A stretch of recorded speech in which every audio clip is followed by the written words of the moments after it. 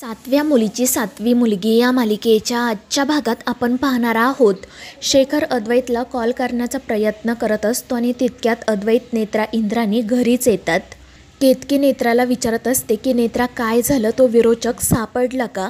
आणि तो जिवंत कसा काय आहे? प्लीज सांग ना आम्हाला. मात्र नेत्रा तिच्या प्रश्नाचं उत्तर देत नाही. ती शेखरकडे जात म्हणते की बाबा, आम्ही सगळीकडे शोध घेतला पण आम्हाला विरोचक कुठेही सापडला नाही. आणि त्यावर शेखर म्हणतो की नेत्रा, मला कळत नाही आहे की तो विरोचक जिवंत कसा राहिला आणि तो पुन्हा एकदा रुपाली म्हात्रेसारखा का वागत आहे. बघ, तिने आधीसारखा इथे गजरा देखील आणून ठेवला आहे. म्हणजे जेव्हा तिला माहीत नव्हतं ना की ती विरोचक आहे, त्याआधी ती जसं वागायची ना तशीच ती आत्ता देखील वागत होती. आणि ते ऐकून सगळेच जण काळजीत पडतात.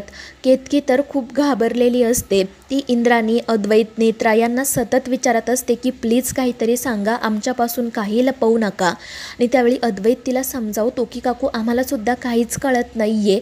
विरोचक जिवंत कसा, तो परत का आलाय, कसा आलाय याचं आम्हालाही उत्तर मिळत नाही आहे. पण आपण शांत राहू, आपल्याला देवी आई नक्कीच काही ना काही मार्ग दाखवेल. मात्र त्यामुळे केतकी अजूनच घाबरते.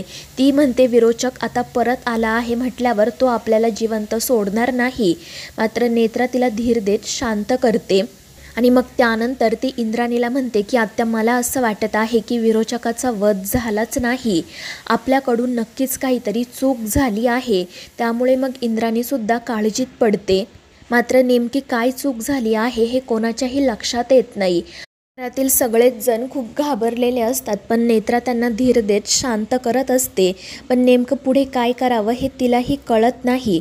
आणि मग त्यानंतर नेत्रा इंद्राणीला सांगते की आत्या, आपल्याला ती अस्थि कट्यार परत आणावी लागेल. कारण फक्त अस्थि कट्यारमुळेच विरोचकाचा अंत होऊ शकतो. त्यावर इंद्राणी म्हणते की ती अस्थि कट्यार तर वावोशीमध्येच असेल. आणि मग त्यानंतर इंद्राणी आणि शेखर लगेच वावोशीला जाण्यासाठी निघतात. तर अद्वैत नेत्रासोबत घरीच थांबतो. त्यानंतर नेत्रा देवघरामध्ये जाते. ती देवी आईसमोर हात जोडून बसलेली असते. तिला आत्तापर्यंत घडलेला प्रत्येक प्रसंग आठवत असतो. आणि मग ती देवी आईला म्हणते की आई, तू सांगितल्याप्रमाणे आम्ही प्रत्येक गोष्ट केली पण तरीही विरोचकाचा वध का नाही झाला. मला माहिती आहे नक्कीच आमच्या हातून काहीतरी चूक झाली आहे, पण नेमकं काय चुकलं आहे तेच कळत नाही. माझ्या हातून घडलेली ही चूक अक्षम्य आहे पण त्याची शिक्षा माझ्या कुटुंबाला देऊ नको. आणि तितक्यात अद्वैतही त्या ठिकाणी येतो. तो म्हणतो की नेत्रा, खरंच हे सगळं सत्य आहे ना गं? काकू म्हणाली तसं हा फक्त आपला एक भ्रम तर नाही आहे ना?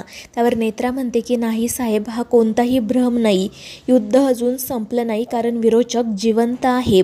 त्यावर अद्वैत म्हणतो पण नेत्रा, आपल्याकडून नेमकी काय चूक झाली आहे हे कसं कळणार? त्यावर नेत्रा म्हणते की साहेब, ते मलाही माहीत नाही पण देवी आई काही ना काही मार्ग नक्की दाखवेल. तर दुसरीकडे केतकी, फाल्गुनी, तनू एकाच रूममध्ये बंद असतात. केतकी घाबरलेली असते तर फाल्गुनी ही रडत म्हणत असते की काकू, विरोचक परत आलाय म्हणजे आता पुन्हा आपल्याला एकाच रूममध्ये बंद राहावं लागणार.